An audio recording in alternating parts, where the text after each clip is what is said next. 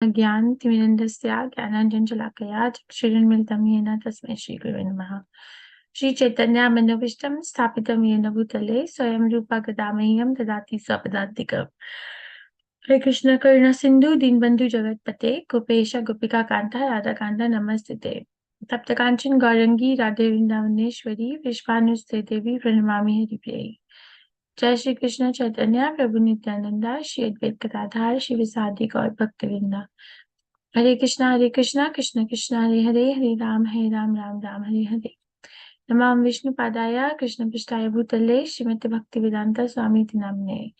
नमस्ते सरस्वती देवे गौरवाणी प्रचारिणे निर्विशेष शून्यवादी पाश्चात्य देशतारिणे। ऑलराइट, मैं आपको 1 घंटे में आज हम जितना भी कर सकेंगे we will do, and tomorrow we can have a longer class I guess. So इस उपनिषद मंत्र 7 में है हम आज। श्री श्री राधा गोविंद को नमस्कार करते हुए आगे बढ़ते हैं।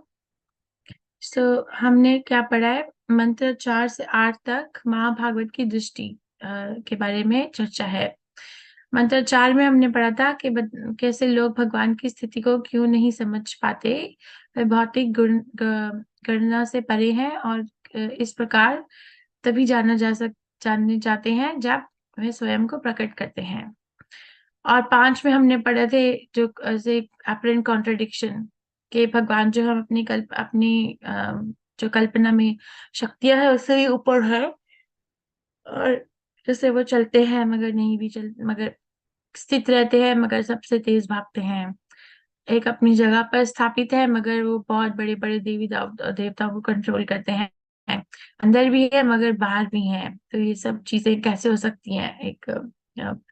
तो हम अपनी कल्पना से समझ नहीं सकते।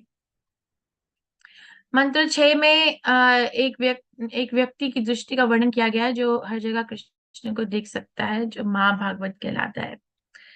आज जो है 7 में महाभागवत की चेतना का वर्णन करना जारी है, जिसे मंत्र 6 में पेश किया गया था।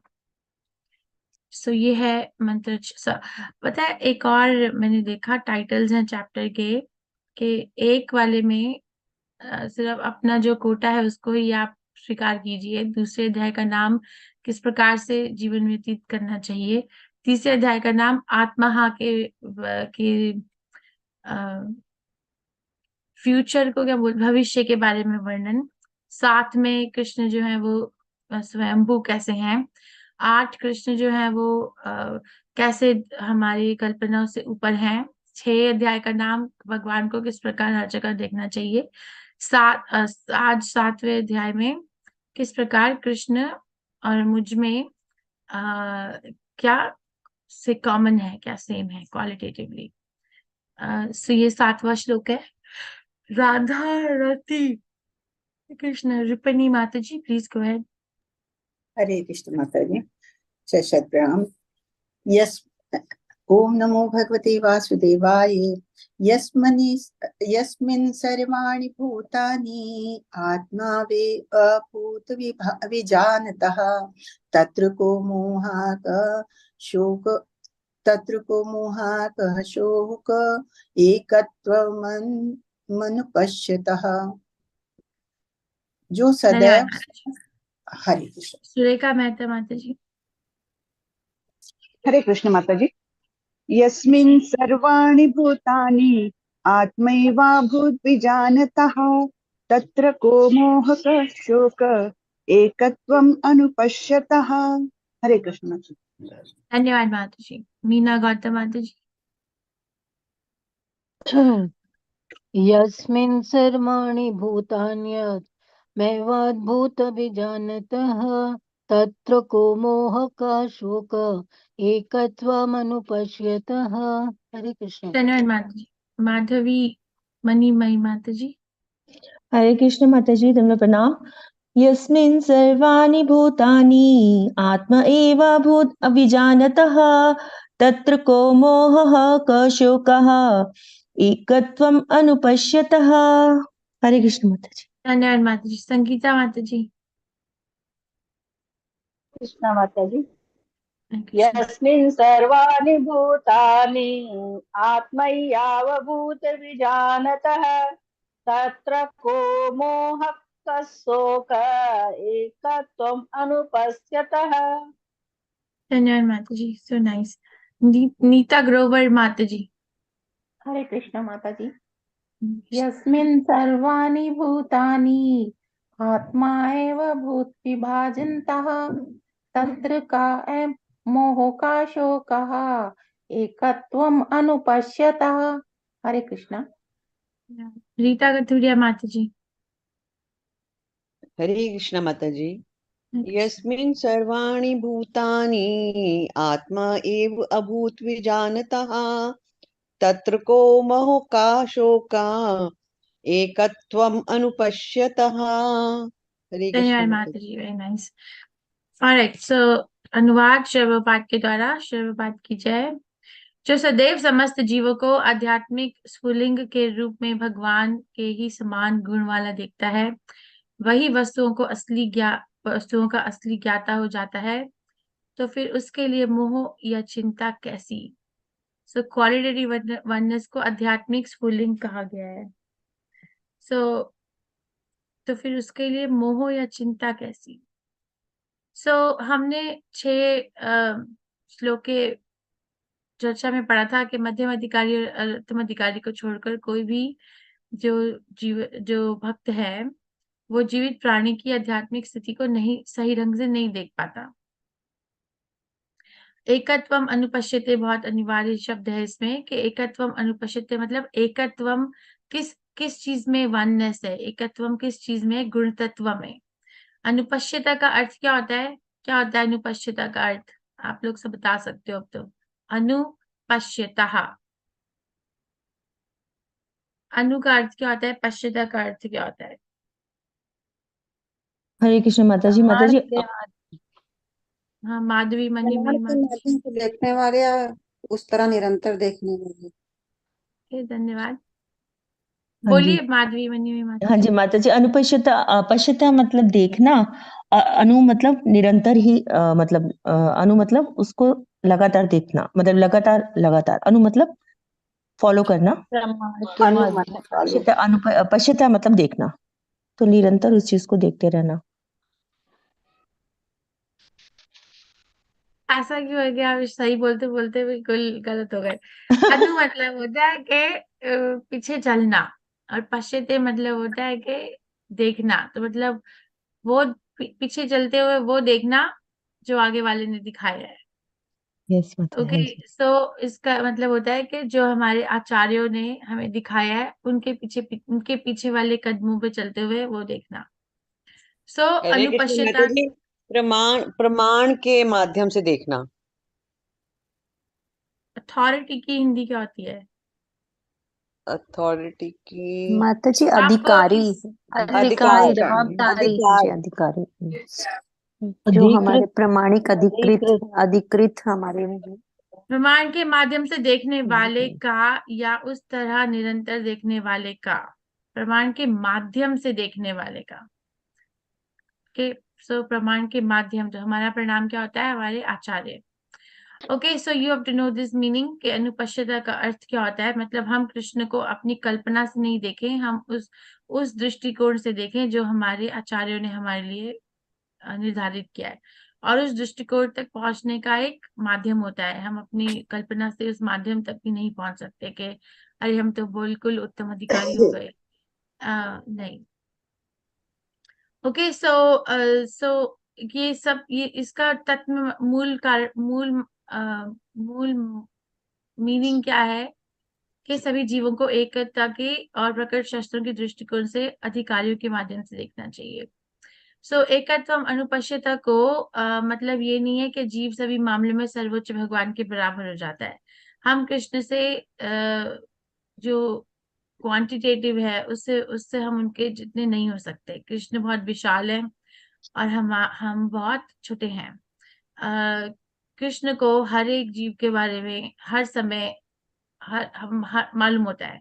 क्या हम सबको मालूम होता है कि हम हर एक जीव के बारे में, पूरे विश्व में, पूरे ब्रह्मांड में। नहीं माता नहीं जी, माता जी, ये हमने हम सिर्फ क्षेत्र अपने बारे में क्षेत्रज्ञ में पढ़ा है माता जी, हाँ, क्षेत्र। पढ़कर आए, मगर अभी अप्लाई करो कि थैंक हम यू। हम भगवान नहीं बन सकते। हम किस तरीके से भगवान नहीं बन सकते? किसी भी तरीके से, क्योंकि हम किस तरीके से भगवान के अंश हैं? हम भगवान के अंश इस तरीके से हैं क्योंकि हमारे अंदर भी सच्चिदानंद की जो क्वालिटीज हैं वो मौजूद हैं, वो पाई जाती हैं। तो जो जीव गोस्वामी के अचिंत्य भेद अभेद तत्व में के बारे में चर्चा होती है, जो कृष्ण ने भगवत गीता में भी 2-3 स्थानों पर इसके बारे में, जहां तक मुझे ध्यान आ रहा है, आई एम श्योर और भी होंगी, बताइए कहाँ पे भगवत गीता में अचिंत्य भेद अभेद तत्व के बारे में चर्चा है? हाथ खड़ा करके उत्तर देना प्लीज, एक दूसरे के ऊपर मत बोलना, क्योंकि कुछ भी समझ में नहीं आता। सुरेखा मेहता माता जी, यस माता जी। माता जी वो एक श्लोक है ना, सर्वेंद्रिय गुणाभासम सर्वेंद्रिय गुणाभासम सर्वेंद्रिय निर्गुणम। मैं श्लोक भूल गई माता जी, लेकिन उसमें ऐसा है कि हाँ, मैं बोल रही हूँ, सारे जी सर्वेन्द्रिय गुणाभासम सर्वेन्द्रिय विवर्जितम असक्ता सर्वभृच्चैव निर्गुणं गुणभोक्तृ च। हरे यस, कृष्ण का मतलब हरे बताइए। तो सब गुण होते हुए भी वो निर्गुण है, यानी सभी गुणों के स्वामी होते हुए भी वे निर्गुण है। यानी उन्होंने उत्पत्ति की है प्रकृति के तीनों गुणों की, किंतु वे निर्गुण है। वो प्रकृति के गुणों के प्रभाव में नहीं है। और सभी इंद्रिय के होते हुए इंद्रिय रहित भी है। सारे इंद्रियों के वो स्वामी होते हुए भी इंद्रिय रहित है, इस प्रकार से है। तो ये यानी जैसे बाहर होते हुए भी वे अंदर होते हुए भी समझ बाहर गई। भी है, ये इस प्रकार। कहाँ पे है भगवत गीता में, कौन सा श्लोक है? ये 13वें अध्याय में है माता जी। वेरी नाइस, धन्यवाद। रीना गुप्ता माता जी। जी माता जी, 9वें अध्याय का चौथा श्लोक है माता जी। मया तत्मिदं सर्वै जगत् व्यक्तमूर्तिना मत्स्थानि सर्वभूतानि न चाहं तेषु अवस्थितः। इसमें भगवान कहते हैं कि सारा जगत जो है मेरे अव्यक्त रूप से ही व्याप्त है और सब जीव भी मुझसे ही हैं, फिर भी मैं उनमें नहीं हूँ। तो यह जी जी जी, धन्यवाद माता जी। थैंक यू माता जी। और कोई जगह भगवत गीता में जहाँ पर कृष्ण ने अचिंत्य भेद अभेद तत्व के बारे में चर्चा की है? राखी अग्रवाल माता जी। हरे कृष्ण माता जी, धन्यवाद माता जी। 8.9 में है जहाँ पे कहा है कि लघुत्तम से भी लघुत्तम है, अणु है, और दीर्घ से भी दीर्घ है भगवान। 8.9 में है, जिसमें योग बलेन से पहले एक श्लोक आता है माता जी, उसमें है ये। मेरे पास अभी गीता नहीं है माता जी, नहीं तो मैं रीड कर देती। 8.9 जी माता जी, उसके तात्पर्य में लिखा हुआ है अचिंत्य भेद अभेद के बारे में। और इसमें तो कृष्ण के बारे में क्वालिटीज हैं, 10 क्वालिटीज बताई हैं। स्मॉलर देन द स्मॉलेस्ट, अचिंत्य, unconsiderable, very significant disconnection. Okay, can take it. धन्यवाद माता जी, बहुत बहुत धन्यवाद। सो धन्यवाद। सो ये 2-3 जगह पे, एंड थैंक यू। सो यहाँ पे कृष्ण ने अचिंत्य भेद अभेद तत्व के बारे में चर्चा की है। इतना आसान नहीं है अचिंत्य भेद अभेद तत्व समझना। आई वॉन्ट टू से अचिंत्य भेद अभेद तत्व के बारे में हमें जीव गोस्वामी प्रभुपाद समझाते हैं। सो सो फार हमने ये पढ़ा कि जो जीव और कृष्ण के बीच में क्या अंतर है और क्या सिमिलैरिटी है। अंतर यह है कि कृष्ण बहुत विशाल है और हम बहुत छोटे हैं।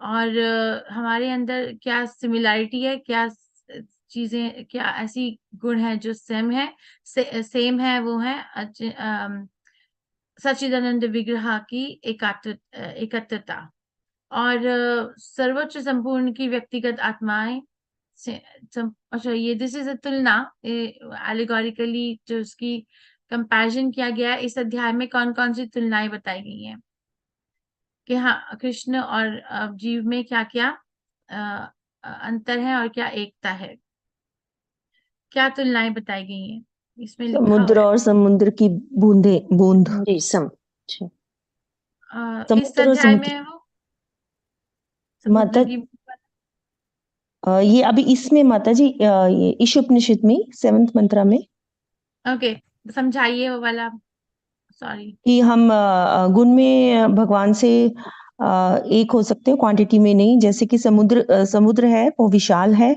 और समुद्र की बूंद है, तो उसमें वो जो संगठन है, जो कारक है, वो जो संगठित कारक है, जैसे नमक होना, तो वो बूंद में भी है, पर वो उतनी विशाल मात्रा में नहीं है कि वो पूरे समुद्र के समझ के गया, उसमें आ पाए। तो धन्यवाद। और दूसरी तुलना क्या है? गीता जी, अग्नि की तुलना है। अग्नि का जो स्फुलिंग है और अग्नि में दोनों के गुण तो बराबर हैं, लेकिन मात्रा के अनुसार जो है स्फुलिंग जो है वो अग्नि नहीं है, क्योंकि स्फुलिंग धन्यवाद में जो माता है ताप और प्रकाश की जो मात्रा होती है वो अग्नि के ताप और प्रकाश की मात्रा के समान नहीं होती। धन्यवाद। रीना गुप्ता माता जी। जी यही दो माता जी मैं भी यही आग वाला वो बताना चाह रही थी एग्जाम्पल कि जो अग्नि के गुण है, अग्नि के गुण अग्नि में भी उतने ही हैं और उसकी सफुलिंग में भी वो नहीं है, परंतु जो मात्रा है वो उसके अनुसार नहीं है। उसमें क्वांटिटिवली वो क्वालिटिवली सेम है पर क्वांटिटिवली डिफरेंस है दोनों में, ताप और प्रकाश में। धन्यवाद माता जी थैंक यू। जी। राखी अग्रवाल माता जी। जी माता जी, हरे कृष्ण। माता जी 14.26 है जो माम माम योग व्यभिचार है ना, उसमें माता जी स्वर्ण का है कि सोने का कि खान और सोने के अंश में समान गुण है, बट अभी मतलब विश्लेषणात्मक मतलब क्वांटिटी में बहुत ज्यादा है सोने की खान में, और सोने के कण में भी वही सेम प्रॉपर्टीज है। हरे कृष्ण माता माता जी, हम इस श्लोक में तुलनाएं चर्चा कर रहे हैं। इस श्लोक के अंदर जो हम अभी पढ़ रहे हैं, ठीक है। जी माता जी ठीक है। उसमें क्या क्या वो है, तुलनाएं दी गई हैं। थैंक जी यू, वेरी नाइस। जी मीना गौतम माता जी।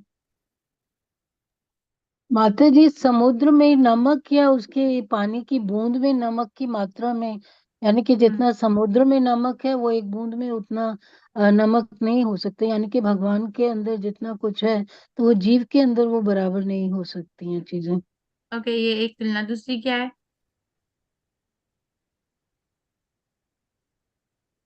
मीना गौतम माता जी, आपकी आवाज नहीं आ रही है। हरे कृष्णा। एक तो ये माता जी, और दूसरी क्या हो सकती है? मैं आपको सामने स्लाइड्स दिखा रही हूँ।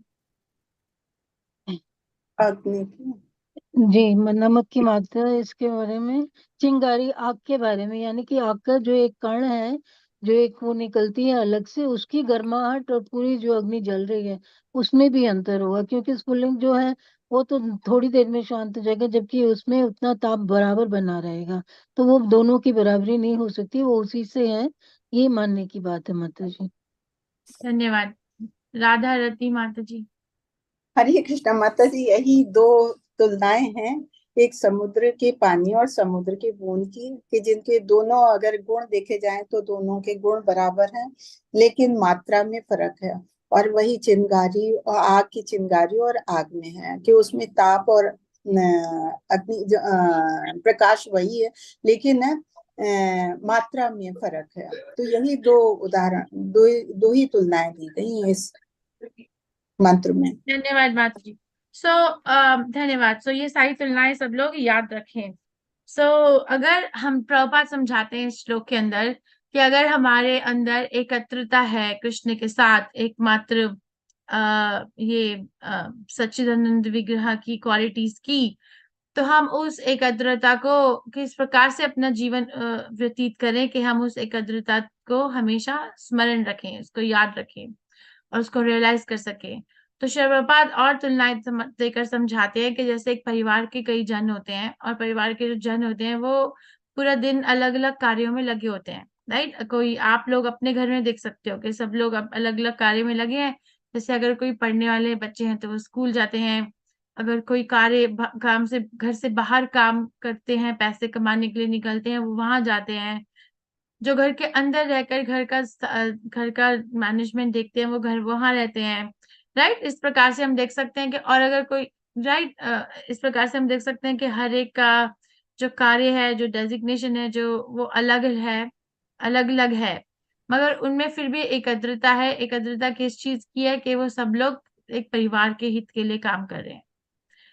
Can you understand? ये हम जी अपने घरों में देख जी सकते हैं, जी ऐसा होता है। यस यस, जी ये भी माता दिया हुआ है जी इसमें जी सिखाते तो हैं। उस प्रकार से अगर मैं कृष्ण का अंश हूँ और मैं उस अंश के उस अंश अपनी अपनी उस गुण को जीना चाहती हूँ, तो फिर किस प्रकार से जीऊं कि कोई भी कार्य करूं मगर वो कार्य के जो बेनिफिशियरी है, जो हित है वो कृष्ण को भोगता है, वो कृष्ण को कृष्ण के लिए किया जाए, वो कृष्ण के सेवा के लिए किया जाए वो कार्य। तो हम कह सकते हैं कि अच्छा मुझे अब मैं मध्यम अधिकारी या उत्तम अधिकारी के स्थल पर स्थापित हूँ, क्योंकि मेरा जीवन जो है वो इस चीज में व्यतीत है कि मैं ये कैसे याद रखूं कि इधर उधर जाओ, कार्य करो पूरा दिन, कुछ बहुत भिन्न भिन्न तरीके की क्रियाएं करो, मगर उस उन सभी क्रियाओं के बीच में जो हित है वो कृष्ण का हो रहा हो। ओके, सो आध्यात्मिक संस्थाएं भोग के लिए नहीं होती। जैसे वेदांत सूत्र पहले स्कंद श्रीमद् भागवतम के दूसरे अध्याय 12वें श्लोक में कहा गया कि आनंद में अभ्यासात, प्रकृति और संविधान से प्रत्येक जीवित प्राणी जिसमें सर्वोच्च भगवान और उनके प्रत्येक अंश और अंश शामिल है, शाश्वत आनंद के लिए है। ये हमारा बर्थ राइट है टू बी हैप्पी। मुझे ना प्रभुपाद के ना ये बोले कि this is our birth right to be happy, जन्म सिद्ध अधिकार है खुश रहना, क्योंकि कृष्ण ने ये हमें ऐसे ही बनाया है। इसीलिए हम इस भौतिक जगत में आकर भी किस किस को पसंद है कि आज सुबह उठो और सोचो कि आज तो मैं बहुत ही ज्यादा मायूस दिन व्यतीत करने वाली हूँ। ये ऐसी बात करना कतई किस नहीं किस को माता जी, पसंद है? कतई नहीं, बिल्कुल भी कतई नहीं। नहीं, आज बिल्कुल भी नहीं। तो 4 घंटे रोना है, 2 घंटे कंप्लेन करनी है। नहीं माता जी, ऐसा नहीं है। ऐसा ऐसा कोई जीवन किसका व्यतीत करना है? या फिर ये किसी कि को नहीं अच्छा माता जी। आज तो हम इस प्रकार से अपना जो दिन है इस प्रकार से हम उल्लास से भरेंगे कि जी, भगवत गीता उल्लास पढ़ेंगे, से हरे भरेंगे। कृष्ण हाँ वहां, जैसे भी जो भी एक अभिलाषा है वो डिपेंड करता है कि हम अपने जीवन में कहाँ पे व्यवस्थित है। Sorry. Okay, so that way we are qualitatively one. भौतिक तंबू में बंधे जीव लगातार भोग की तलाश कर रहे हैं, लेकिन गलत मंच पर। तो हम चाहते हैं खुश रहना, पर हमको पता नहीं है कि वो कहाँ से मिलेगी खुशी। ओके, सो हम आनंद कैसे ले सकते हैं? हम आनंद अ, आनंद कैसे लेते हैं? निर्गुण होकर भौतिक गुणों के बिना उस मंच पर सर्वोच्च अपने असंख्य सहयोगियों के साथ स्वयं को आनंद देते हैं। भोग की वस्तु पर कभी टकराव नहीं होता, क्योंकि भोग का वास्तविक केंद्र सर्वोच्च भगवान है। हम सब उससे उससे साथ जुड़ने के लिए दिव्य रुचि के साथ और बिना किसी टकराव के जीवन का आनंद लेने के लिए हैं। ये आध्यात्मिक रुचि का सर्वोच्च मंच है। जैसे ही कोई एकता के इस पूर्ण रूप को महसूस करता है, अ, भ्रम या शोक, मोह या शोक का कोई सवाल नहीं हो सकता। बेसिकली पहले मैंने ये प्रश्न उठाया कि हम अ, एक खुश मिजाज जिंदगी गुजारना चाहते हैं, मगर हम ऐसा कर नहीं पाते। क्यों नहीं कर पाते? क्योंकि हमारा दृष्टिकोण सही नहीं होता। तो हम अपना दृष्टिकोण कैसे सही कर सकते हैं? कृष्ण भावनामृत में आकर, और कृष्ण भावनामृत में आने के बाद हम ये आनंद कृष्ण के माध्यम से उठा सकते हैं। ऐसा नहीं है कि जो जैसे मायावादी अधिकारी होते हैं, मायावादी होते हैं, या फिर जो शून्यवादी होते हैं, जो बुद्धिस्ट होते हैं, तो वो बोले ना कि अगर आप उनसे ये प्रश्न पूछो कि हम I want to be happy, so वो अंग्रेजी में ऐसे होते हैं, I want to be happy. तो फिर वो बोलते हैं अच्छा I want to be happy, तो एक काम करो, पहले अपने सेंटेंस से आई हटा दो, फिर दूसरे सेंटेंस से वांट हटा दो, फिर तीसरा क्या रहा? हैप्पी। तो इस प्रकार की बातें करते हैं कि आई हटा दो, वांट हटा दो, फिर बचेगा क्या? हैप्पी। मगर बात इसमें प्रॉब्लम क्या है? I want to be happy में से मायावादी फिलोसोफर्स या शून्यवादी फिलोसोफर्स बोलते हैं कि आई हटा दो, वॉन्ट हटा दो, बच्चे का हैप्पी। तो इसमें प्रॉब्लम क्या है? आप में से कोई हाथ खड़ा करके समझाए मुझे, क्या इसमें प्रॉब्लम है?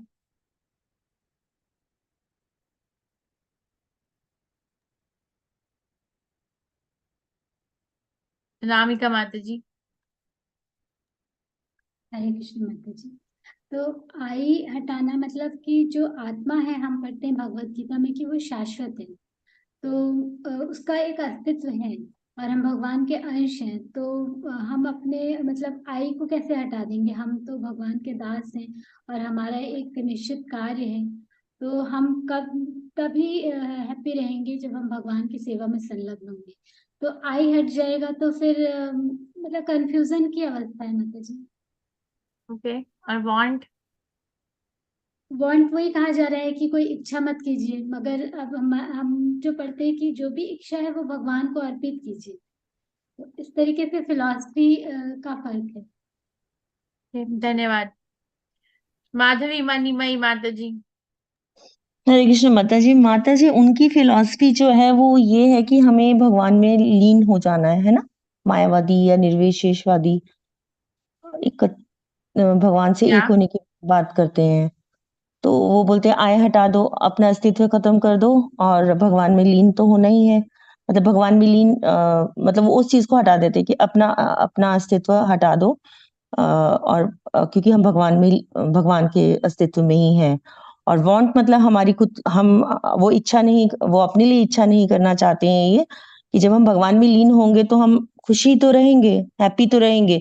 तो हमारा पूरा अस्तित्व ही जो है वो खुश होने का है, खुश वाला अस्तित्व है, मतलब आनंद भयो अभ्यासात है ना, ऐसा मतलब ऐसा ऐसा हो सकता है माता जी, क्योंकि उनकी जो फिलॉसफी है वो यही है ना कि हम भगवान में एक माता हम जी मुझे भगवान। समझ में आ नहीं रहा है, maybe I am failing to understand. So आप क्या कहना चाह रहे हो? मैं बोल रही हूँ कि इसमें आप कि आप इस फिलॉसफी से सहमत हो, I want to be happy में से आई हटा दो, वांट हटा दो, सिर्फ हैप्पी रह जाएगा। क्या आप इस नहीं फिलॉसफी से सहमत हो? ओके, तो अच्छा आप इस ठीक है फिलॉसफी से हाँ सहमत क्यों नहीं हो? हाँ माता जी, क्योंकि हमारा जो हम अचिंत्य भेदा भेद मतलब हमारा अपना खुद का व्यष्टि आत्मा है हम, तो हमारा खुद का भी तो अस्तित्व है। तो जब हम जाएंगे गोलोक वृंदावन भी जाएंगे तो हम खुद खुद में अपनी जो खुशी है वो महसूस करेंगे। हमारा खुद का जो पर्सनालिटी है जी। उसमें हम महसूस करेंगे अपनी खुशी को। तो इसीलिए ये आई वांट हटा देना तो मुझे नहीं लगता कि ठीक है माता जी। ऑलराइट, थैंक यू माता जी। ओके, एक और बंदा, सविता माता जी। हरे कृष्ण माता जी, हरे कृष्ण। मेरा भी यही कहना है कि actually I want happy, I want to be happy, जैसे अनामिका माता जी ने भी कहा और मनी माता जी ने भी कहा। आई वांट हटा दिया तो मतलब अपना अस्तित्व तो हटा दिया, ओनली हैप्पी बचा। तो एब्स्ट्रैक्ट हैप्पी बचा, उसको किसके साथ हम रिलेट कर रहे हैं? विद द सेंटेंस वी, हम आत्मा के साथ, अपनी आत्मा के साथ। This is my understanding, not sure whether very I'm right nice, or wrong. Thanks, धन्यवाद। Mata. Thanks, Mata. Hare Krishna. Sangeeta माता जी। ऑलराइट, सो उसमें थैंक यू, आप सबने बहुत अच्छा बोला कि हरे कृष्ण माता जी। यस माता जी। माता जी ये बोल रहा I want to be happy, मैं आज खुश होना चाहता हूँ, जबकि हम तो परमात्मा स्वरूप है जिसमें सत्य चित आनंद ही सब कुछ है। तो आनंद तो शाश्वत है, उसके लिए होने की कोई जरूरत नहीं है। सब कुछ हैप्पी ही हैप्पी होना चाहिए, आई वांट की जरूरत ही नहीं है यहाँ पर। तो आप इस बात से सहमत करते हो कि अगर हाँ कोई माता जी, बोले? वांट लगाने की, आई और वांट की जरूरत ही नहीं है। मगर हमारे फिलोसोफर, हमारी वैष्णव फिलोसफी में ये बात सही नहीं मानी जाती। जो ये शून्यवादी और मायावादी बोलते हैं कि ऐसी बात करते हैं, जो शून्यवादी और मायावादी भक्त होते हैं, कि अगर तुम्हें खुश रहना है तो तुम अपने जीवन से तुम हटा दो और अपनी इच्छा हटा दो, तो बचेगा क्या कि तुम खुश रहोगे। मगर श्री प्रभुपाद या हमारे परंपरा में ऐसे नहीं बोला जाता, क्योंकि जो मेरा अस्तित्व है वो सच्चित और आनंद है। तो अगर मुझे आनंद में रहना है तो फिर मेरे अंदर इच्छा होगी। ऐसा नहीं हो सकता कि मैं इच्छा रहित बन जाऊं, ऐसा कभी भी नहीं हो सकता। बट अपनी इच्छाओं को हम कृष्ण के माध्यम से पूर्ति करने की दिशा दिखा सकते हैं, रादर देन भौतिक चीज में जाकर इच्छा आनंद ढूंढना। हम वो इच्छाओं को दबा नहीं सकते, उनको हटा भी नहीं सकते हैं। सिर्फ उनको हम कृष्ण भावनामृत की से प्यूरिफाई कर सकते हैं, पवित्र कर सकते हैं उस इच्छा को, और उस प्रकार से हम खुश रह सकते हैं। राइट। और ये मेरा जन्म सिद्ध अधिकार है कि मैं खुश रहूं, because Krishna has made me that way. So this is wrong. आपके अंडरस्टैंडिंग जो है वो वैष्णव फिलॉसफी से अनुकूल नहीं है, unfortunately. I think you have to go back, क्योंकि हम ये बात नहीं मानते कि आई हटा दो, वांट हटा दो और फिर हैप्पी हो जाओ, नहीं। So I want to be happy, हम ऐड करते हैं। क्या ऐड करते हैं? Through Krishna. I want to be happy through Krishna. Okay, so आगे आप अपने पढ़ सकते हो कि आत्मभूत और ब्रह्मभूत में क्या फर्क होता है। कि आत्मभूत यहाँ पर वर्णित है। आत्मभूत में 18वें अध्याय में ये जो 54th वर्ष है, ब्रह्मभूत रुचि के समान है, सर्वोच्च आत्मा या आत्मा स्वयं भगवान है और सूक्ष्म आत्मा जीव है। राइट। परम आत्मा और परम ब्रह्म और ब्रह्म। और ब्रह्म के कई अर्थ होते हैं। एक ब्रह्मन का अर्थ होता है आत्मा, जो हम एकदम सूक्ष्म आत्मा है, छोटे हैं। और कृष्ण जो है वो सर्वोच्च आत्मा है, ये स्वयं भगवान है। तो उससे हमारे अंदर बहुत अंतर है। मगर हमारी जो रुचि है वो सेम हो सकती है कि मैं अपनी इच्छाओं को कैसे कृष्ण के उससे वो करूं, पवित्र करके कृष्ण भावनामृत में कैसे लीन करूं। आई गेस हम कृष्ण ने बहुत सारी लीलाएं की ताकि वो हमारे मन को जीत सके। हमारा जो मन होता है वो हमेशा नई नई चीजें ढूंढने के लिए इधर उधर भागता है, कि इसीलिए रोज रोज न्यूज़पेपर प्रिंट होते हैं, रोज रोज प्रिंट होते हैं, है ना। हर रोज हर रोज हर रोज, कितने कितने सालों से, कितने 100 सालों जी से भी ऊपर माता से जी। प्रिंट होते रहते हैं हर रोज नए नए। क्यों होते हैं? क्योंकि हम हर रोज एक नई नई न्यूज देखना चाहते हैं, देखना चाहते हैं। तो या फिर नई नई चीजों से आनंद उठाना चाहते हैं, नई नई सेल्स चाहते हैं मार्केट के अंदर, राइट। नई नई चीजें ट्राई करना चाहते हैं, इधर का क्विजीन उधर का क्विजीन, अमेरिकन बनाया, चाइनीज बनाया, इंडियन बनाया, एशियन बनाया। तो क्यों करना चाहते हैं? क्योंकि हमें लगता है कि इन सब चीजों से हमें आनंद मिलेगा। मगर जब हम थोड़े संयम रखते हैं अपने जीवन पे और ये सोचते हैं कि कृष्ण ने इतनी सारी लीलाएं क्यों की, और उन लीलाओं का ध्यान करते हैं, जैसे कृष्ण ने ये, अभी मुझे बताओ कि ये कौन सी लीला है? ये कौन सी लीला है? दामोदर लीला। गोवर्धन गोवर्धन तो गोवर्धन लीला दामोदर की। ठीक है, और ये कौन सी लीला है? ये वो बकासुर अघासुर। ये कौन सी लीला है? ये बकासुर अघासुर। ये कौन सी लीला है? ये दामोदर लीला है। ये पेड़ ये वरुण देव लेकर गए थे नंद महाराज को। Nice, yes. और कृष्ण ने आकर उनको बचाया था वहां जी। से लाया था।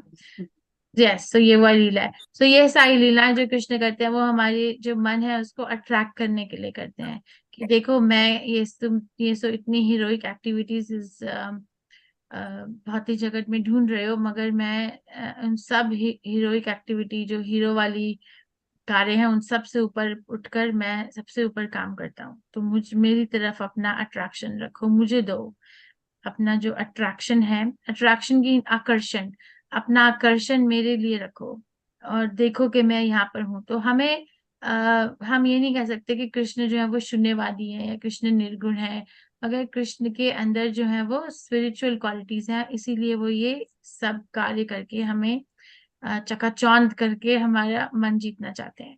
ही इज ट्राइंग, क्या होता है, एक बार मेरी एक फ्रेंड ने बताया था कि जैसे अगर भौतिक जगत में अगर कोई जैसे दो प्रेमी है, ठीक है, तो फिर वो क्या करते हैं, कैसे अपना प्रेम प्रकट करते हैं एक दूसरे को, कि वो हर कार्य करते हैं रेगुलरली, कि ऐसा कार्य करे कि वो अपने जो प्रेमी है उनकी आंखों में हमेशा बने रहें।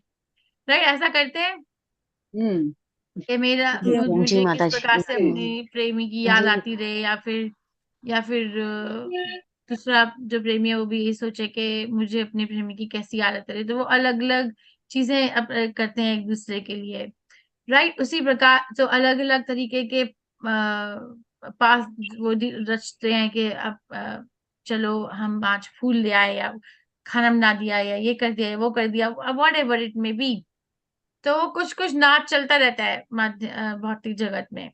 उसी प्रकार से कृष्ण ने हमारे लिए अपनी लीलाएं छोड़ी हैं कि वो हमारे मन को अट्रैक्ट कर सके, आकर्षित कर सके। because you can look at it this way. So in nutshell, इस particular श्लोक में, coming back to the अनुवाद, कि हम कृष्ण जो सब सदैव समस्त जीवों को आध्यात्मिक स्फुलिंग के रूप में भगवान के ही समान गुण वाला देखता है, वही वस्तुओं का असली ज्ञाता होता है, तो फिर उसके लिए मोह या चिंता कैसी।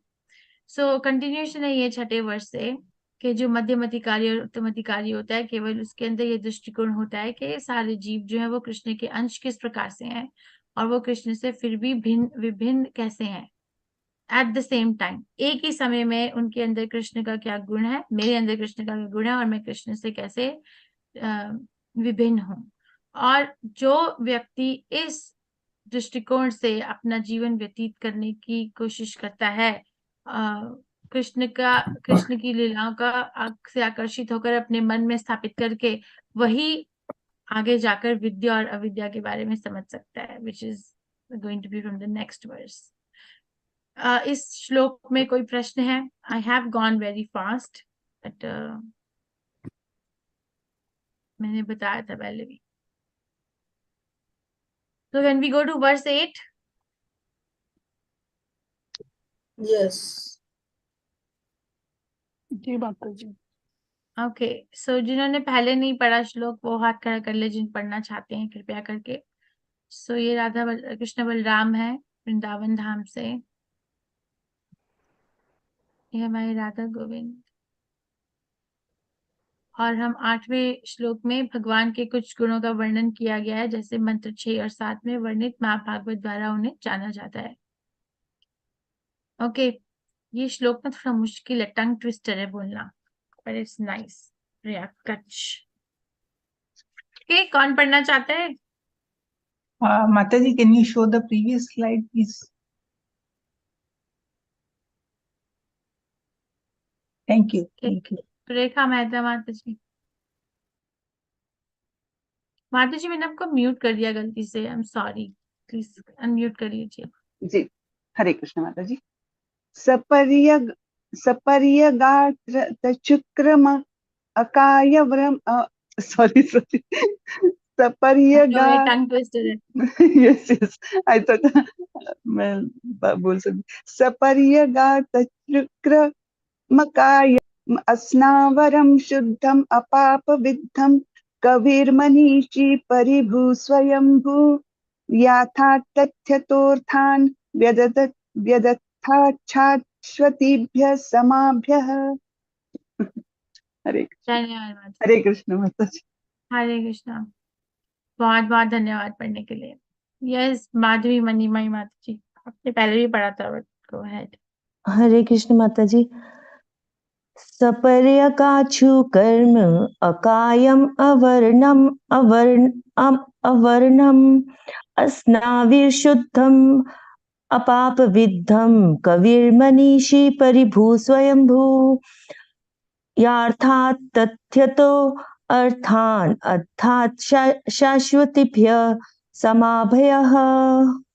माता जी धन्यवाद माता। ऐसे पुरुष को सही सही जानना चाहिए कि वे सभी सबसे महान गुण पुरुषोत्तम भगवान कौन है, और अदेह अधिकारी सर्वज्ञ कियो और अनादिकाल से हर एक की इच्छा पूर्ति करते हैं। ऐसे पुरुष को सही सही जानना चाहिए कि वे सबसे महान पूर्ण पुरुषोत्तम भगवान कौन है, जो अदेहधारी सर्वज्ञ, कियों और अनादिकाल से हर एक की इच्छा पूर्ति कर रहे हैं। सो इसमें भगवान के गुण है कि जो परम भगवान है वो निराकार नहीं है, पर उनका रूप जो है वो हमारे जैसा नहीं है। उनका रूप जो है वो दिव्य रूप कहा जाता है। तो वो अशरीरधारी, मतलब उनका शरीर नहीं है। इसका मतलब क्या होता है? अशरीरधारी, इसका अर्थ क्या होगा? हाथ खड़ा करके बताओ। उनका शरीर नहीं है, प्लीज हाथ खड़ा करके बताना, ऐसे नहीं कि एक दूसरे के ऊपर बोले। संगीता माता जी, प्लीज गो अहेड। उनका भौतिक शरीर नहीं, तो कैसा शरीर है? Very nice. सूक्ष्म शरीर है, आध्यात्मिक शरीर है, दिव्य आध्यात्मिक शरीर। शरीर है माता जी। हमारी तरह स्थूल शरीर नहीं है कि उनको चल के जाना पड़े, ऐसा नहीं है। धन्यवाद माता जी। मीना गौतम माता जी। माता जी मैं भी यही बता रही थी कि उनका भौतिक शरीर नहीं है, दिव्य शरीर है, आध्यात्मिक, मतलब वेरी नाइस। शाश्वत जिसको कहते हैं। Okay, very nice. Reena Gupta माता जी। हरे कृष्ण माता जी। माता जी, जैसे ब्रह्म संहिता में कहा गया है कि भगवान सच्चिदानंद विग्रह हैं, अर्थात ज्ञान और आनंद के दिव्य स्वरूप हैं, और वैदिक ग्रंथों में भी कहा गया है कि उनका शरीर जो है वो भिन्न है, इसीलिए कुछ लोग उन्हें निराकारी भी कह देते हैं। परंतु उनका जो शरीर है वो हमारे समान नहीं होता कि जिसे कि हम देख सकें। और एक वो भी बताया गया है इस मंत्र, इसीलिए मंत्र 8 में उन्हें शुक्रम कहा गया है, ताकि सर्वशक्तिमान है जो भगवान, तो अपने किसी भी शरीर के किसी भी इंद्रिय से कोई भी कार्य कर सकते हैं, इसीलिए उन्हें अशरीरी कार्य। धन्यवाद माता जी। ओके, एक और व्यक्ति, राधा रति रूपिणी माता जी। हरे कृष्ण माता जी। मैं भी यही बता रही है कि भगवान का शरीर हमारे जैसा भौतिक शरीर नहीं, उनका आध्यात्मिक दिव्य शरीर है। और जैसा कि ब्रह्म संहिता में भी बताया गया है कि भगवान सच्चिदानंद स्वरूप है और वो अपने किसी भी अंग से कोई भी कार्य कर सकते हैं, इसलिए उन्हें अशरीरी कहा गया है। उनका शरीर हमारी तरह भौतिक शरीर नहीं। वो हाथ हाथों से चल सकते हैं, आंखों से खा सकते हैं, पैरों से कोई सामान भी उठा सकते हैं। मतलब उनका शरीर भौतिक नहीं है, उनका दिव्य शरीर है, आध्यात्मिक शरीर। हरे ओके, धन्यवाद माता जी। निर्मला भारती माता जी। निर्मला भारती माता जी। जी माता जी, उनका भौतिक शरीर नहीं है, मतलब वो जैसे हम जैसे जन्म मृत्यु में फंसे रहते हैं, वो इससे परे हैं। और उनका वो आध्यात्मिक शरीर है, दिव्य शरीर है, जो बाकी अन्य लोगों ने बताया माता जी। धन्यवाद माता जी। अनामिका माता जी। हरे कृष्ण माता जी। माता जी वही कि भगवान का जो शरीर है वो भौतिक नहीं है, उनका दिव्य शरीर है। और अम, जैसे मनुष्यों में जैसे शिराएं होती हैं, जैसे हम यही समझ पाते हैं ना कि जैसे हमने देखा हमारे शरीर जिस तरीके से, हम उस तरह की यदि कल्पना करें तो भगवान के शरीर में उस तरह की शिराएं नहीं होती। जैसे हमारे शरीर और आत्मा अलग अलग होते हैं, वैसे भगवान के शरीर और आत्मा मन ये अलग अलग नहीं होते, वो सब कुछ एक होते हैं। जैसे कृष्ण का नाम है वो स्वयं भगवान होते हैं। इस तरीके से भगवान का जो मतलब समझने की बात है कि भगवान जो है उनका आत्मा और शरीर अलग अलग नहीं होते, उनका शरीर आध्यात्मिक है, दिव्य है। और वो जैसे माता जी ने अभी इससे पहले भी बताया कि उनकी सभी इंद्रियां कोई भी कार्य कर सकती है। वास्तव में उन्हें तो इंद्रियों की आवश्यकता ही नहीं होती, इच्छा मात्र से उनके सारे कार्य हो जाते हैं। हरे कृष्णा। धन्यवाद माता जी। शैला उपाध्याय माता जी। माता जी, मैं भी यही कहना चाह रही थी कि उनका शरीर जो है ये अपना भौतिक शरीर नहीं होता, और उनके शरीर में शिराएं नहीं होती है, और जो है वो किसी भी अंग से कोई सा भी काम कर सकते हैं। उनके आत्मा और शरीर एक ही होता है माता जी। ओके, धन्यवाद माता जी। Okay, so we can see कुछ में रेफरेंसेस दिए हैं ब्रह्म संहिता के श्लोकों की के अंगानी यस्य सकलेन्द्रिय वृत्ति मानती। तो कृष्ण जो है वो अपने कोई भी अंग से दूसरे अंग का कार्य कर सकते हैं। जैसे वो आंखों से बात कर सकते हैं, नाक से खा सकते हैं, हाथ से पी सकते हैं, कुछ भी कर सकते हैं किसी भी कर्म से, क्योंकि उनकी जो हमारा जैसे शरीर है उसमें एक अंग को एक पर्टिकुलर कार्य ही कर सकता है, दूसरा कार्य नहीं कर सकता। तो उसी मगर कृष्ण का जो शरीर है वो तीन प्रकृति के तीन गुणों से इतना प्रभावित नहीं होता है। वो कर सकते हैं किसी भी उससे। और फिर दूसरा रेफरेंस क्या है? आनंद चिन्मय रसत प्रतिभाविता भी। वीर्य एव निज रूपतया कलाभि। आगे क्या है? आनंद चिन्मय रस प्रतिभाविताभिर्लाभिर्य एव निज रूपतया कलाभि गोलोक एव निवसत्यखिलात्मभूतो गोविंदमादि पुरुषं तमहं भजामि।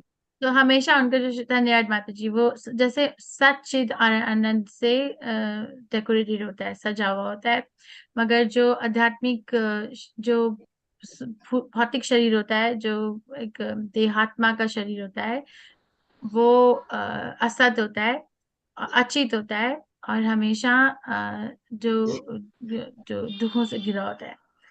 हम में से कोई ऐसा है इस कक्षा में जिसको अपने शरीर से कभी कोई प्रॉब्लम नहीं हुई, कभी कोई बीमारी नहीं हुई, कभी कोई दर्द नहीं हुआ, कभी कुछ नहीं हुआ, कभी दुख नहीं हुआ? ऐसा कोई नहीं है, नहीं माता जी, कोई नहीं हो बिल्कुल सकता माता कुछ जी। ना कुछ हर किसी को हुआ है। ऐसा कैसे हो सकता है कि हम सबको अपने शरीर से दुख प्राप्त हुआ है? क्योंकि हम सबका शरीर जो है वो 3 गुणों से प्रभावित होता है, और 3 गुणों से प्रभावित होने के कारण उसके अंदर ऐसी क्वालिटीज होती हैं जिससे वो डिटोरिएट होता है, जिससे वो खत्म होता है। और दूसरी क्वालिटी क्या है कृष्ण की? के सर्वज्ञ है, सर्वज्ञ कवि। कवि को इंग्लिश में बोलते हैं फिलोसोफर, मतलब उनका जो ज्ञान है वो सबसे महत्वपूर्ण है। ओ हरे कृष्ण, सॉरी, सर्वशक्तिमान, ऑमनीपोटेंट, शुक्रम, मतलब उनको हर एक जगह पे हर क्या एक्टिविटी हो रही है, हर एक जंतु क्या कर रहा है, क्या सोच रहा है, क्या करने वाला है, वो सब चीज का पूर्ण ज्ञान होता है। और भगवान के रूप में you can read this qualities के हम जो है, प्रभुपाद समझाते हैं हमें कि अगर कृष्ण का जो रूप है वो आध्यात्मिक है, तो फिर जो कृष्ण है वो जो अर्च विग्रह के रूप में हमारे सामने आते हैं, मगर वो तो धातु से बना होता है। तो फिर हम ये कैसे कह सकते हैं कि जो आध्यात्मिक शरीर है वो धातु से बना हुआ अर्च विग्रह के रूप में हमारे सामने आते हैं? वो कैसे कह सकते हैं? वो हम इस प्रकार से कह सकते हैं कि जो कृष्ण की अर्च विग्रह का रूप होता है वो आचार्यों और जो हमारे गुरु होते हैं उनके अनुरोध से कृष्ण वो रूप लेते हैं, क्योंकि कृष्ण कोई भी रूप किसी भी जगह कैसे भी दे सकते हैं। और क्यों लेते हैं? क्योंकि हमें वो धातु नजर आता है, ताकि वो हमें एक्सेसिबल हो सके, हम उनको देख सकें, क्योंकि हमें सिर्फ यही चीजें नजर आती हैं हमें, तो कृष्ण वो उस रूप में आकर हमारे सामने प्रकट होते हैं। तो हमें अर्च विग्रह की सेवा करने का, जो मैं कल पढ़ रही थी, शिवपाद बताते हैं कि अर्च विग्रह की सेवा करने का जो मूल कारण होता है वो होता है कि कैसे हम भौतिक शरीर की तरफ आकर्षण को हटाकर एक अपनी जो मन की जो रियल आकर्षण है, जो रियल ट्रांसेंडेंटल विजन है, जो आध्यात्मिक चक्षु है, वो खोल सके। ये कौन से डीडीज हैं? ये सब मैंने डीडीज लगाए थे क्योंकि मैं जानना चाहती थी उनके नाम क्या है। ये कौन है ऊपर वाले? सविता माता जी, आप तो दर्शन करके आए हो। सविता पनवर माता जी, ये कौन है ऊपर वाली फोटो में? कहाँ ये हुआ तो माता जी?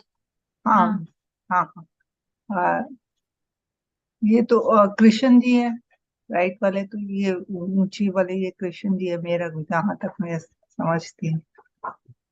और ये तो प्रभुपाद जी हैं। Alright, so this is London ईश्वरा। हाँ, ये लंदन मंदिर में स्थापित है शिवपाद। हाँ, और ये यमुना ये माता जी को ये शिवपाद बता रहे। ये कौन है? ये अ, राधा वल्लभ, हाँ, ना, या राधा वल्लभ वहां पे बॉस्टन टेम्पल में। ओके, बॉस्टन के मंदिर में शिल प्रभुपाद ने जो डीडीज एस्टैब्लिश किए और ये लंदन जो एस्टैब्लिश किए। ये हमने पढ़ लिया ब्रह्म संहिता के 5वें अध्याय का पहला श्लोक जो है। पहला श्लोक क्या है, कौन बता सकता है? हाथ खड़ा ईश्वर करके, एक दूसरे के ऊपर नहीं बोलना। कोई और बताएगा? सुरेखा मेहता माता जी नहीं बताएंगी, जिसने अभी तक कुछ नहीं बताया। मोनिका खन्ना माता जी। ईश्वर परम कृष्ण कृष्ण माता जी। चिदानंद ईश्वर परमा कृष्ण सच्चिदानंद विग्रह अनादिरादिर गोविंद सर्व कारण कारणम। वेरी नाइस, धन्यवाद माता जी। हरे सो कृष्ण माता जी। इस प्रकार से ईश्वर परमा कृष्ण, उसमें सच चित आनंद विग्रह, उनका जो विग्रह है, जो उनका जो शरीर है, वो सच्चित और आनंद से डेकोरेटेड है। और फिर जो 32वें श्लोक में बताया है कि अंगानी से सकलेन्द्रिय वृत्ति मानती पश्यंती पांति कलयंती चिरम जगांती आनंद चिन्मय रसोज्ज्वल विग्रहस्य गोविंदमादि पुरुषम तमहम भजामि। कृष्ण अपने प्रत्येक अंग से अन्य इंद्रियों का कार्य कर सकते हैं। और शुद्धम का अर्थ होता है कि जो पुष्टि करने के लिए भगवान हमेशा शुद्ध और अदूषित हैं।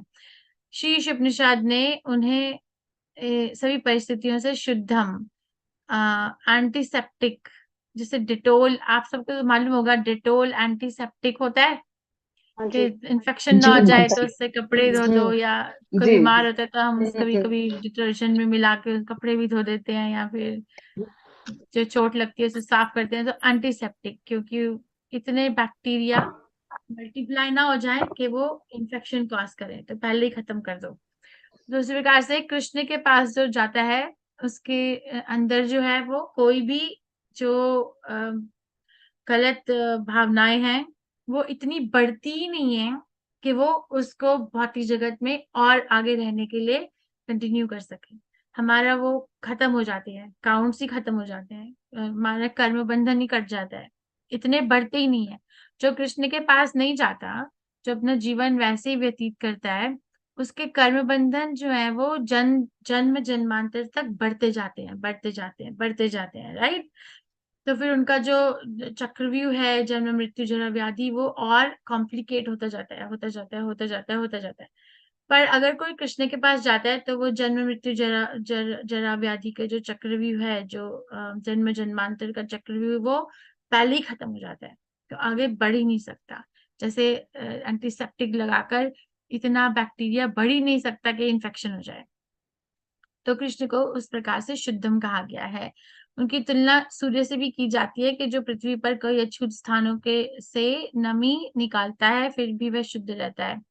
वास्तव में वह अपनी स्टरलाइजिंग शक्तियों के कारण अप्रिय चीजों को भी शुद्ध कर देता है, जैसे शिवपाल बताते हैं। अपाप विद्धम का अर्थ होता है कि कृष्ण ना कभी कोई भी पाप कर ही नहीं सकते। वो कोई भी कार्य करें, जैसे वो जो गोपियों के साथ रासलीला रचाते हैं। अभी मुझे बताओ कि अगर आसपास का आपके कोई आस पड़ोस में ऐसा व्यक्ति हो जो रासलीला रचा रहा है, और सारी जो लेडीज हैं, जो हमारे घर की छोटी बच्चियां हैं, वो जा रही हैं, तो क्या हम उसको जिंदा छोड़ेंगे? क्या हम उसको कभी नहीं, कभी बहुत कड़ी से कड़ी सजा देंगे, है ना। मगर नहीं। कृष्ण क्योंकि हम उसे पाप समझते हैं, पाप कर्म है ये, कि तुमने कैसे कर दिया ऐसा। तो मगर कृष्ण जब ये करते हैं तो उस एक्चुअली जो है वो उसमें वो कोई पाप है ही नहीं। पाप का अर्थ होता है शास्त्रों के प्रतिकूल कार्य करना। मगर कृष्ण जो है वो खुद ही शास्त्र हैं, तो उनका जो भी कार्य होता है वो पाप से परे होता है, पाप के प्रभाव से कोई भी अफेक्ट नहीं होता वो। और भगवान पाप उन्हें छू नहीं सकता, रोग निरोधी। वह इस अर्थ से में रोगा कृष्णा रोगापूर्ण रोधक है। उसके स्पर्श मात्र से कोई अशुद्ध वस्तु भी शुद्ध हो सकती है। शब्द रोग निरोधी अपनी संगति की शक्ति को दर्शाता है। तो हमारे जीवन में हमें ऐसी कोई चीज नजर नहीं आती जो अपाप विद्धम हो, इसलिए हम सोचते हैं कि कुछ भी नहीं है, कोई ऐसी चीज हो ही नहीं सकती। मगर इसीलिए हमें अनुपश्यते है प्रिंसिपल से अपना जीवन व्यतीत करना चाहिए, कि जैसे हमारे आचार्य हमें दिखा रहे हैं वो दृष्टि देखो। अपने मन से जो बनाई हुई जीवन की रचना है उससे ऐसे मत देखो।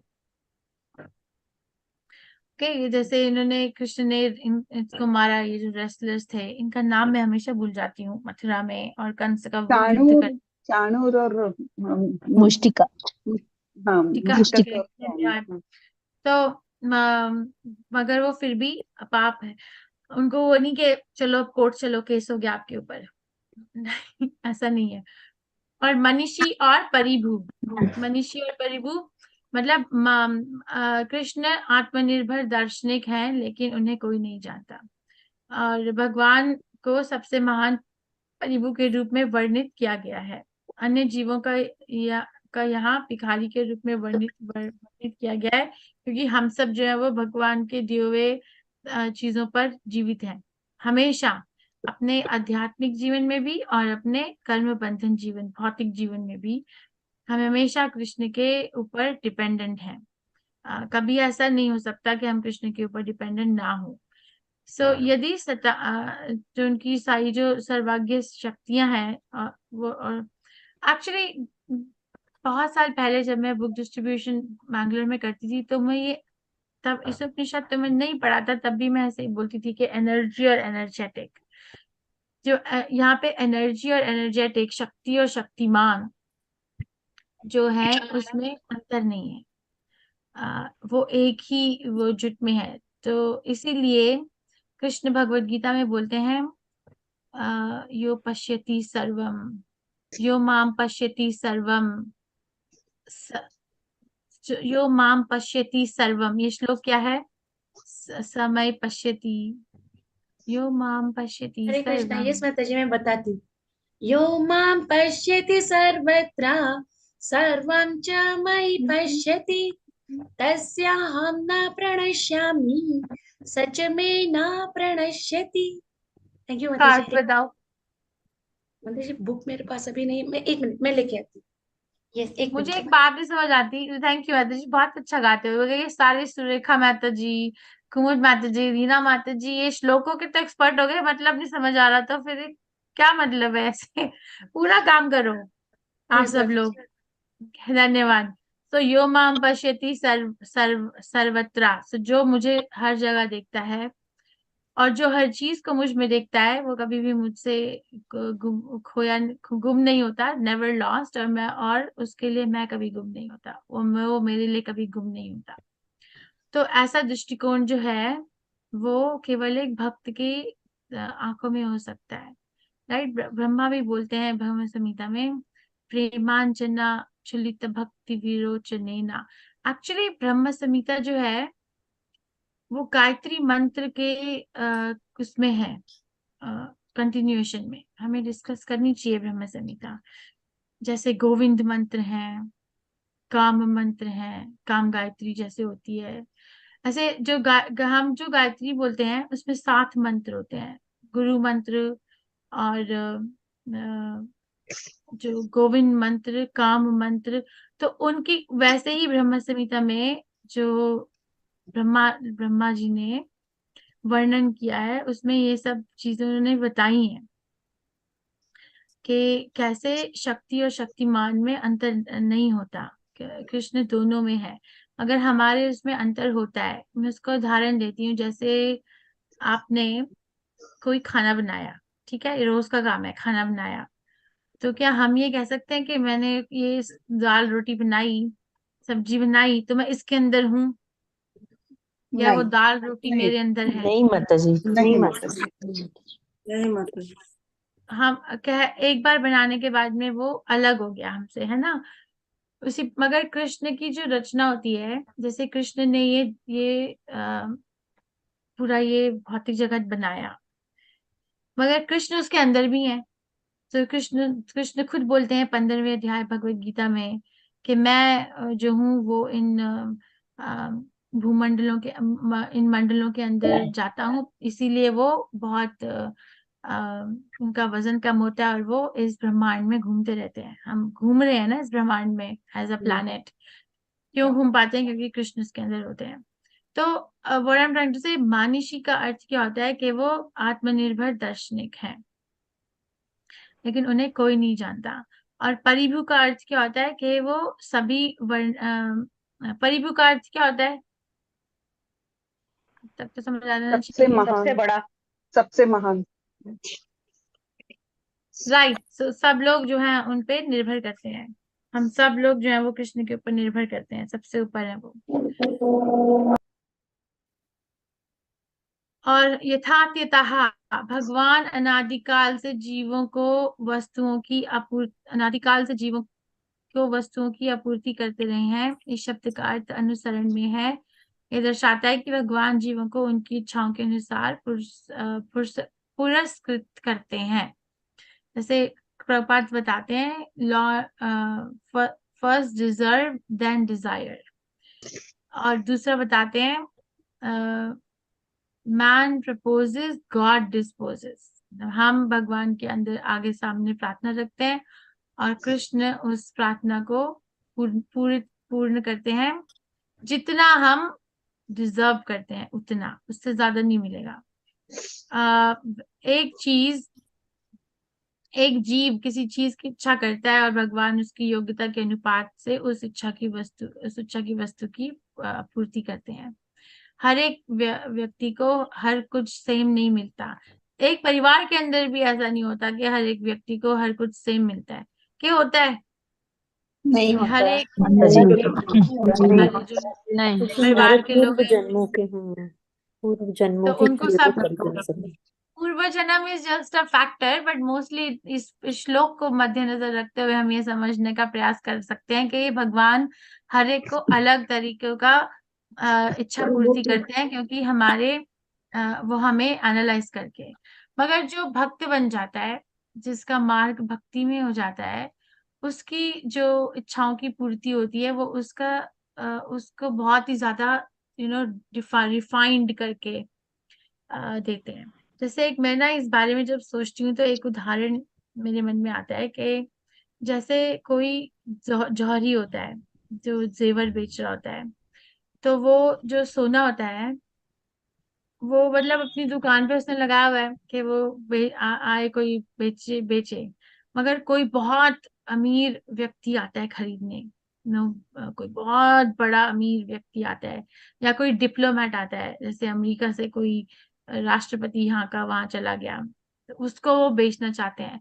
तो वो अपनी बेस्ट ऑफ बेस्ट प्रोडक्ट सामने रखते हैं। ऐसा होता है कि नहीं होता? Best of best. जी माता जी। वो उसको समझाते हैं कि ये बेस्ट ऑफ बेस्ट कैसे है, क्योंकि इसमें जो हमारे वर्कर्स हैं उन्होंने इतने घंटे काम किया, या फिर उन्होंने इस तरीके से इसको प्यूरिफाई किया, गोल्ड को इतने घंटे सेका, उसको जो भी what ever, I don't know. तो उसी प्रकार से वो बेस्ट ऑफ बेस्ट कैसे प्रेजेंट करते हैं, क्योंकि वो उससे उनका अपना रिश्ता और मजबूत करना चाहते हैं।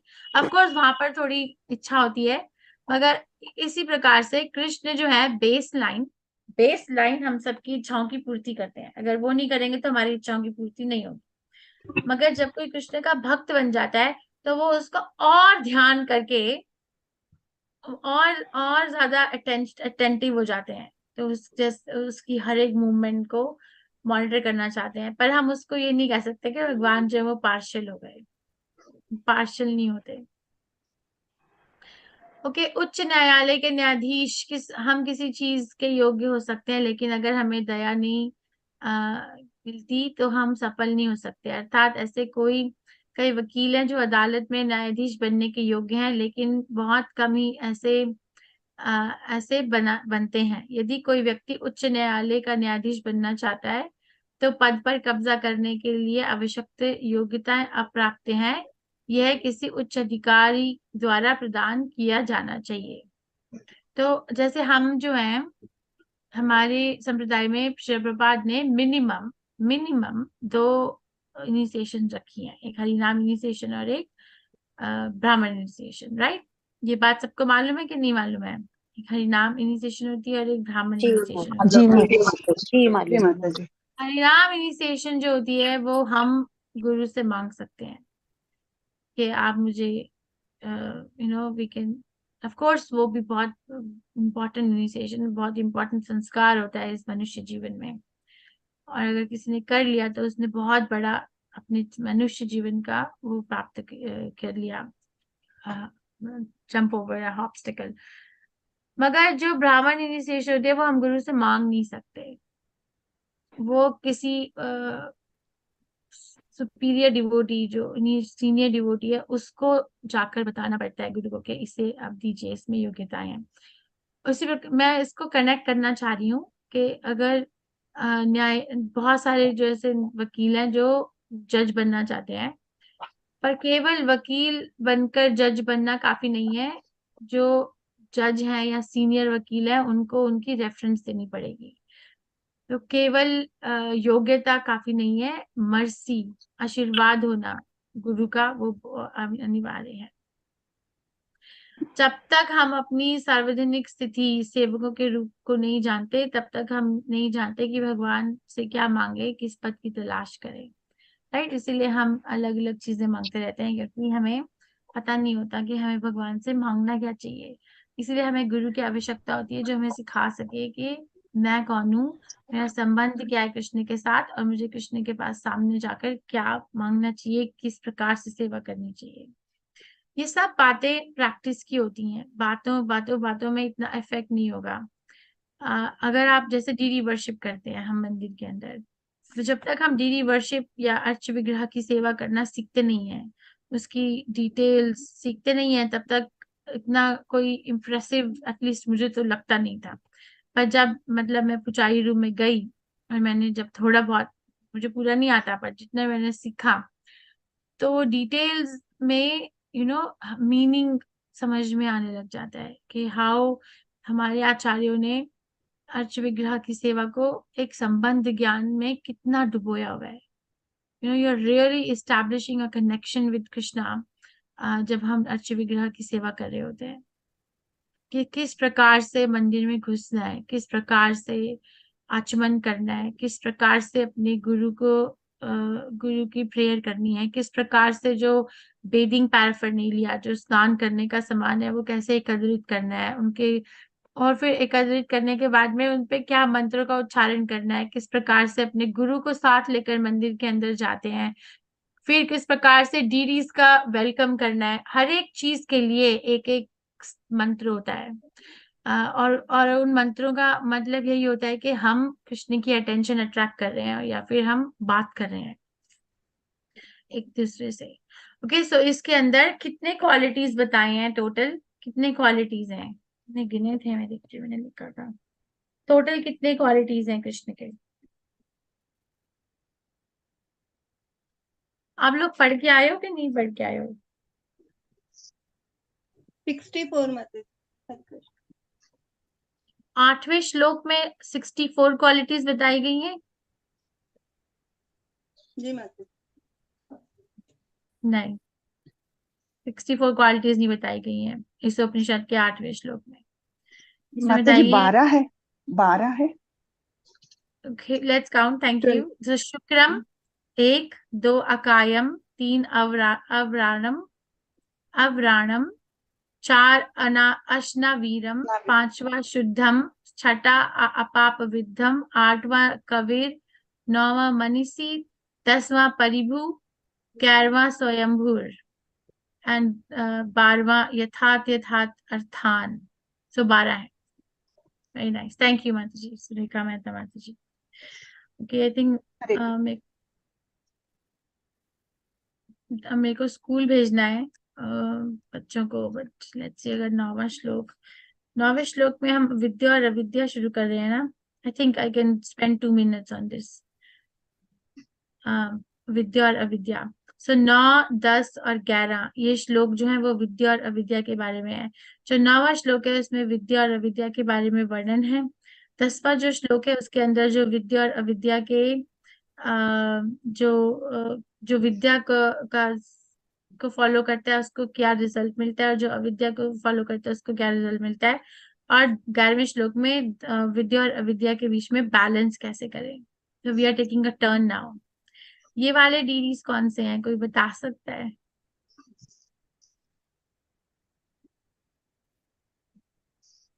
ये राधा दामोदर है। गीता नगरी में शर्वपाद ने उन्हें राधा दामोदर बस पार्टी होती थी, तो शर्वपाद ने आई डोंट नो उन्होंने स्थापित किया था कि नहीं किया था, मगर शर्वपाद ने राधा दामोदर के साथ बस पार्टी में ट्रैवल किया हुआ है पूरे अमेरिका में, राधा दामोदर बस के अंदर बैठकर। इसीलिए उन्होंने, प्रभुपाद ने कृष्ण को नाम दिया था दामोदर, क्योंकि दामोदर का अर्थ क्या होता है? कल से दामोदर मंथ शुरू है, राइट? दामोदर का अर्थ क्या दाम होता है कि पेट में दाम यानी रस्सी, रस्सी, दाम यानी रस्सी और उधर दाम यानी मैंने पेट। रस्सी, उधर मैंने उधर पेट। उधर पेट, जिसके पेट में रस्सी बांधी है ना? तो राधा, तो ये जो राधा दामोदर है उनको सीट बेल्ट में बांध के रखते थे बस के अंदर, तो इसलिए शर्वपाद ने नाम राधा दामोदर है। और ये हमारे राधा गोविंद है। और शर्वपाद को नमस्कार करते हुए पूर्ण और सपेक्षा, मंत्र 9 से 11 ने ज्ञान और अविद्या की तुलना की और प्रत्येक अनुयायियों के संबंधित को गंतव्य किया है। सो 9 से 11 ज्ञान की दृष्टि से और 12 से 14 पूजा के संदर्भ में। मंत्र 9 में 2 प्रकार के लोगों की चर्चा की गई है, जिन्हें कृष्ण का ज्ञान नहीं है और जो केवल अज्ञानी है। जिन्हें कृष्ण का ज्ञान नहीं है और जो केवल अज्ञानी है। जो भौतिक विद्यता के अनुयायी हैं वे अंत ज्ञान। Okay, this is a very interesting words, क्योंकि विद्या और अविद्या की परिभाषाएं बताई गई हैं इसमें। Okay, who wants to read? 2-3 devotees ऐसे जिन्होंने पहले नहीं पढ़ा है। रीना गुप्ता माता जी। जी हरे कृष्ण माता जी। अंधं त्वं प्रविशन्ति ये विद्यामुपासते ततो भूय इव ते तमो यौ विद्याय रताः। धन्यवाद माता जी। सविता माता जी। अंधम तम प्रविशन्ति ये विद्यामुपासते ततो भूय इव ते तमो य विद्यायाय रतः। धन्यवाद माता जी। ममता त्रिपाठी माता जी। हरे कृष्ण माता जी। अंधम तम प्रविशन्ति ये विद्यामुपासते ततो भूय इव ते तमो य विद्यायां रताः। हरे कृष्ण माता जी, एक बार दोबारा पढ़ना। अंधा तमहा प्रविशन्ति, ये फिर क्या पढ़ा आपने? ये विद्यामुपासते, ये विद्यामुपासते। माता जी, ये अविद्या में उपासते, ये विद्या नहीं है, ये अविद्या उपासते। जी माता जी। ओके, सो ये जो एस है ये संस्कृत में अ पढ़ा जाता है। तो भूया इवते, क्योंकि मतलब ही चेंज रहेगा ना अगर आप विद्या पढ़ोगे। अविद्या। धन्यवाद। अनुवाद शर्वपाद के द्वारा। जो लोग अविद्यापूर्ण कार्यकलापों के अनुशीलन में लगे हुए हैं वे अज्ञान के गहनतम क्षेत्र में प्रवेश करेंगे। ठीक है, इनसे भी निकृष्ट वे हैं जो तथाकथित ज्ञान के अनुशीलन में लगे हुए हैं।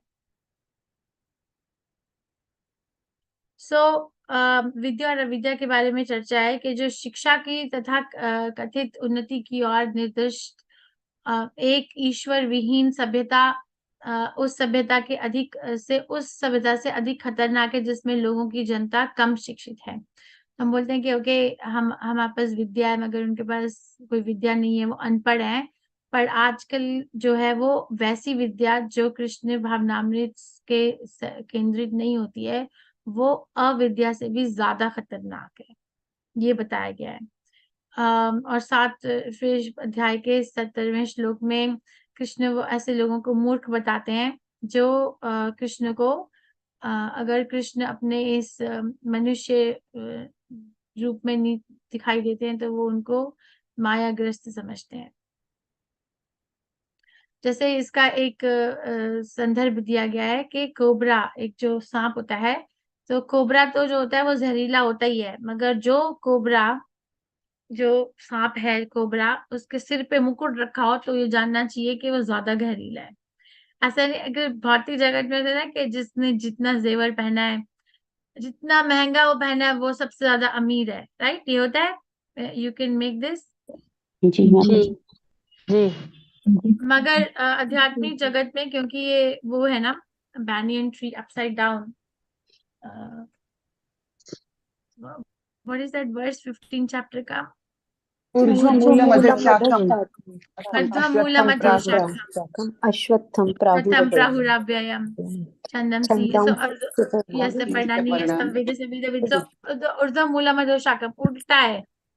तो यहाँ पर जो ऐसा होता है कि जिस कोबरा के सिर के ऊपर मुकुट है वो ज्यादा जहरीला होता है। मतलब जिसने जितनी ज्यादा पढ़ाई करी है वो उतना ही ज्यादा अज्ञानी होता जा रहा है, अगर उसने कृष्ण भावनामृत में बैठकर के केंद्रीय जीवन नहीं व्यतीत किया। इसीलिए श्री प्रभुपाद बताते हैं कि जो साइंटिस्ट होते हैं वो इतनी पढ़ाइयां करते हैं, मगर अंत में उन्होंने क्या डिस्कवर किया कि अगर कोई सच में पढ़ाई करता है, सच में विद्यावान बनता है, तो वो जो है मनुष्य जो स्पीशीज है उसकी जो मुसीबतें हैं उनसे बाहर निकलने की फैसिलिटीज ढूंढेगा, है ना। मगर साइंटिस्ट प्रभुपाद देते हैं उदाहरण कि वो क्या करते हैं कि वो न्यूक्लियर बम बना देते हैं। सब मर तो रहे ही हैं, उनको जल्दी मार दो। अब ये कैसी वो हुई एक तरीके से, कि जो मर रहा है उसको जल्दी मार दो, या फिर बम, गन गन शॉट्स है, ये सब बना देते हैं और उसको डिस्ट्रीब्यूट करते हैं, और हर एक जो नेशन होता है उसकी 50% जो उसकी जो वो होती है इनकम, वो डिफेंस में जाती है। Can you believe? 50%, मतलब हम जितना कमाते हैं हमारे टैक्सेस 50% वहां जाते हैं। और दूसरा तुलना जो है वो शव की सृजना के, प्रभुपाद बताते हैं कि भारत में ऐसा होता है कि कई बारी जो रिलेटिव्स होते हैं वो एक शव, अपने जो रिलेटिव की डेथ होती है उस पे उसको काफी सजा सजू के वेलवेट के कपड़े पाते, लेक्चर बताते हैं। चाहे कोई मोची है बेचारा, पूरे जब तक जीवित रहा उसने फटे पुराने कपड़े पहने, पर जब उसकी मृत्यु होती तो उसको वेलवेट चैनील के कपड़े पहना के मेकअप करके, और मतलब मुंह हंसता हुआ लेकर जाते हैं। तो उसका कोई इन इन I am not trying to hurt anybody sentiment, पर प्रभुपाद जिस तरीके से बोलते हैं उसमें काफी काफी हंसी आती है। और वो पॉइंट ये बता रहे हैं कि हम जब एक व्यक्ति की आत्मा ने शरीर छोड़ दिया तो उस शरीर को सजाने का कोई मतलब नहीं है। तो ये कोई विद्या नहीं है। विद्या वो है कि आत्मज्ञान को समझना जब वो आत्मा और शरीर के अंदर अभी स्थापित है। जैसे मैं अभी शरीर के अंदर हूँ, आप इस शरीर के अंदर अभी हो, तो उस ज्ञान को अभी समझ लेना is more beneficial, right, rather than जब मैं ये शरीर छोड़ के चली जाऊं तो मेरे शरीर को सजाया जाए और उसको मतलब एक क्या कहते हैं उसको, रैली, रैली की हिंदी क्या होती है? शव याद यात्रा निकाला जाना होता जी, यात्रा। हाँ, वो पब्लिक रैली निकाली जाए पब्लिक, हाँ। तो जुलूस, जो लोग दर्शन के लिए आए, उसका कोई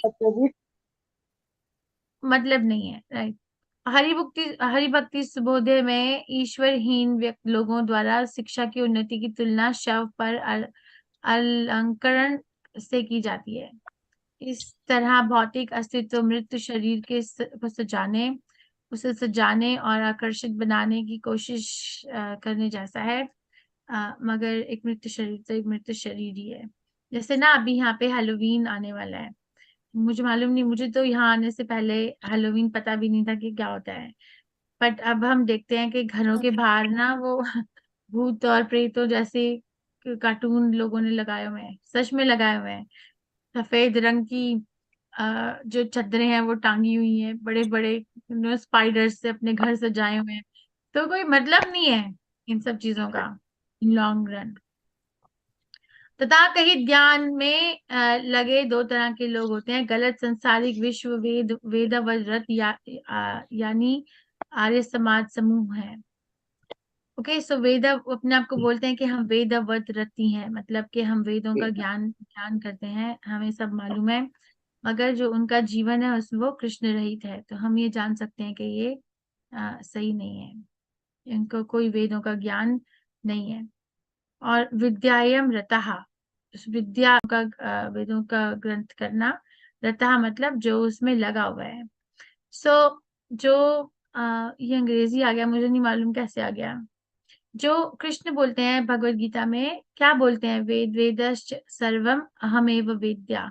वेदश्च सर्वम अहमेव वेद्या का अर्थ क्या होता है?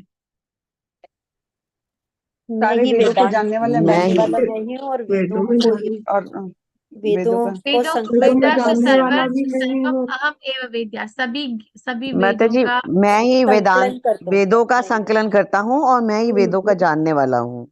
Very nice. सो मुझे ही वेद, कृष्ण को ही हम वेदों के अंत में, हम अगर बोलें कि मैंने वेद पढ़े हैं, तो अल्टीमेटली भी कैसे पता चलेगा कि हमने वेद पढ़े हैं, कि हम कृष्ण भक्त बन गए। कि अगर कोई कृष्ण भक्त नहीं बना वेद पढ़ के, तो उसने वेद देखे हैं, पढ़े नहीं है। और माया प्रत्याज्ञाना अव्यक्ति हैं सर्वनिर्मित देवताओं मायावादियों के। सो ऐसे भी लोग हैं जो बोलते हैं कि जो देवी देवताओं का पूजन है वो कृष्ण का पूजन से सेम है।